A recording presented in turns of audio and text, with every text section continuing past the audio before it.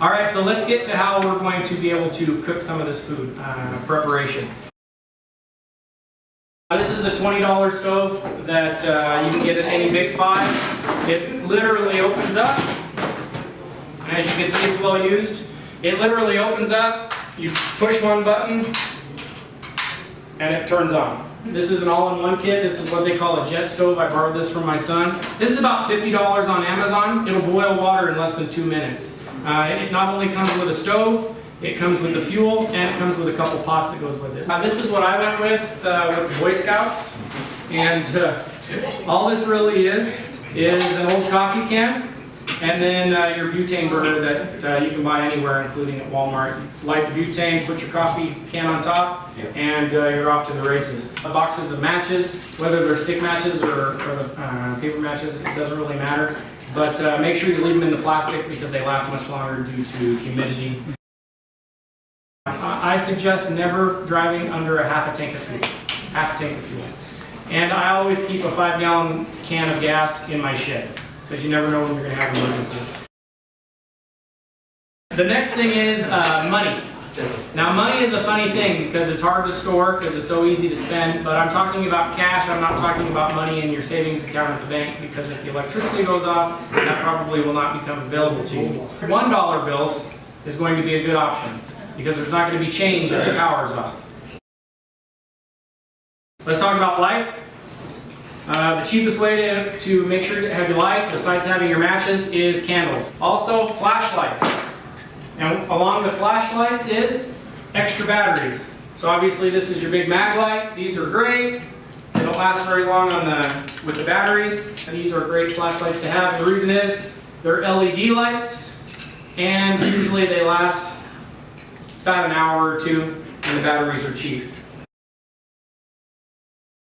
So this is a emergency pack. So this has a crank flashlight. You can see right here.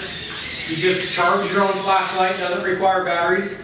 And next to it is the charge your own radio, which isn't a priority over food or water, but it's definitely a priority because this is how information is probably going to go out. And as I crank the radio, then I can hear whatever news is coming out. I did want to say something that you might want to have in your car besides that radio. These are the little micro shields, you know, if you need to do CPR on somebody. And if you do not have a pair of latex gloves in your little door jamb in your glove box, you're just setting yourself up for disaster.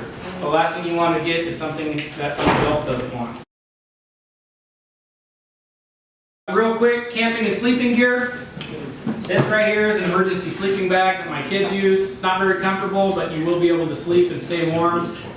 You know, tents are great. Campers are obviously ideal. But if it all comes down to it, your $3 tarp from Harbor Freight is going to be your friend in a survival situation. It can be used for more than just sleeping. Whether you decide to exercise your Second Amendment right and own a gun, that's up to you. The way I look at this is that, yes, if there's an emergency, you're going to dial 911 and somebody with a gun is going to come try to rescue you.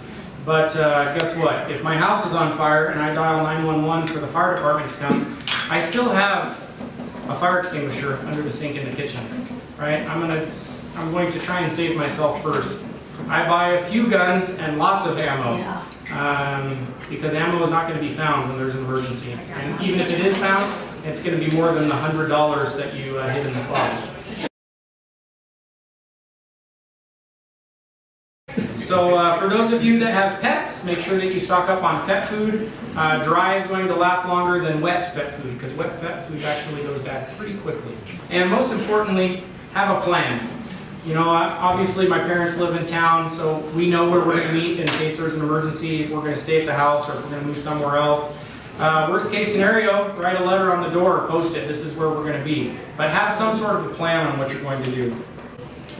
Make sure that you have a 3-day plan, a 3-month plan, and a long-term plan or a 1-year plan. Knowledge is actually key.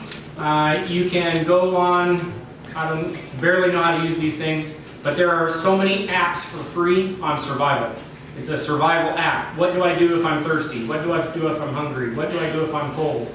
and they're free for your cell phone.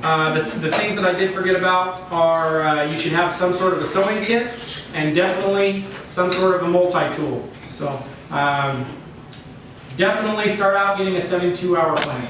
Once you have a 72-hour plan, start working on your 90-day plan, your 3-month plan. Once you have a 90-day plan, then work on your 1-year plan. And I promise you, it won't let you down. I appreciate your time, and thank you very much.